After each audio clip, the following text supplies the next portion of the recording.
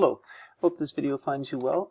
This is the second video in our simple conversion tool, and what I've done is I've taken the stage 1 code and I've put it in a new file called conversion tool 2 vid, which is my video file, and I've put stage 2. So we're just going to build this on. So what are we going to do in this video? What we're going to do is we're going to bind to the root window an event, and that is when the user presses enter, what it's then going to do is to run a function called process. So let me just, in case you just joined us, show you what we're doing here.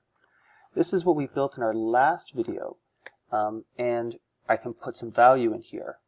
And what I want to do is I want to be able to press enter, and then I want the program to process that value. And that's what we're going to do.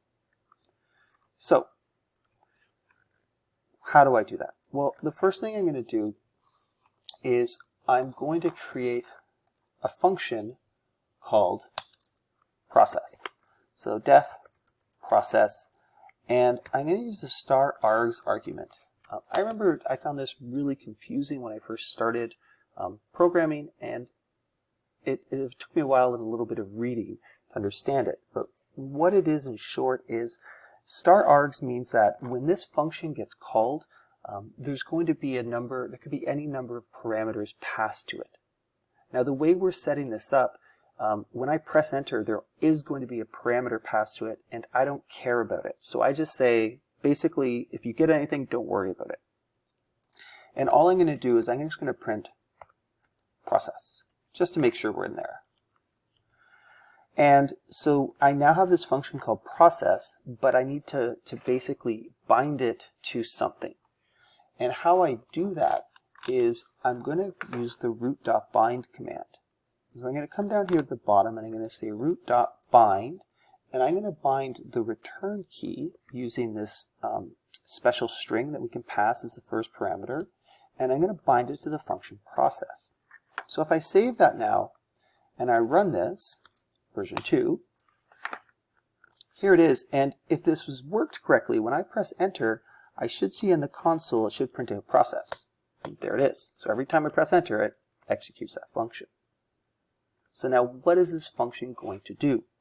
So I'm going to X this out and clear. So I have a flow chart here. And we're going to work this out, and within this is a couple functions we'll do in our later videos, but let's understand what function does. Sorry, process does. So we're going to start this when the user presses enter.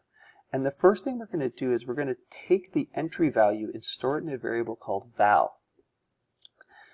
Next, we're going to check to see if val is only ones and zeros.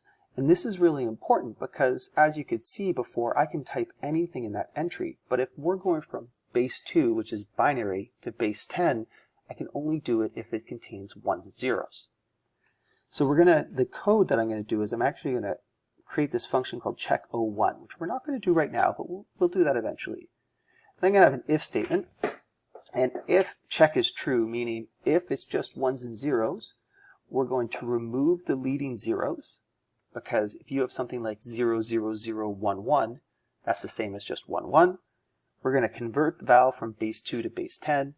We're going to update our display. We're going to clear our entry widget, and then end that function. If check is not true, we're going to update the display with an error message. So in this video, we're going to kind of implement this in broad strokes, but we're not going to do the check01, we're not going to do the remove zeros, and we're not going to do the conversion. All right, let's pull this back up. So the first thing I want to do is I'm going to say, if we look at our flowchart, and I think I can see it right there. Right here I see val, I get the value. So how do I do that? Well, I make a variable called val, and I'm going to go to the ent val, because that's our widget, which it contains is the entry widget, and we're going to say .get. And that simply is an instance method which acts on ent val and gets the value. So if I just now do print val, just so you can see, and I save this, and I run this, what should happen now is when I type in like cat and press enter, there's the word cat. If I put 0101, a whole bunch of that, there it is. So now I've got that value. Now the next thing I wanted to do, if we go back to our flowchart, was we wanted to check to see if val is only ones and zeros. And again, I'm going to write a function to do that. So right now I'm just going to comment that in. So what I'm going to do is I want to check to ensure string of ones and zeros. So I have to somehow do that. And now I'm going to have an if statement. So I'm going to say if val is valid. Right? So if val is valid, meaning it's just ones and zeros, then what we do is we remove leftmost zeros. We do the conversion. Then we update display with conversion. Else, well, what do we do then? We're going to update display with error message. Now you'll notice I'm doing this all in comments because I'm really just taking what I've written here in this flowchart and I'm translating it.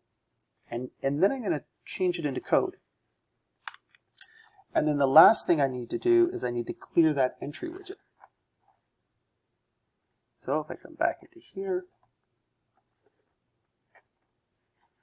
is I'm going to say ent underscore value, and what we use this instance method called delete, and we're going to go from the first character to the last character in the entry.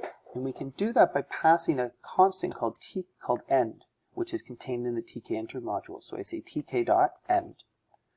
And what this does is this takes the entry widget and deletes everything from the very first character, index 0, and this is how we say to the last character in there.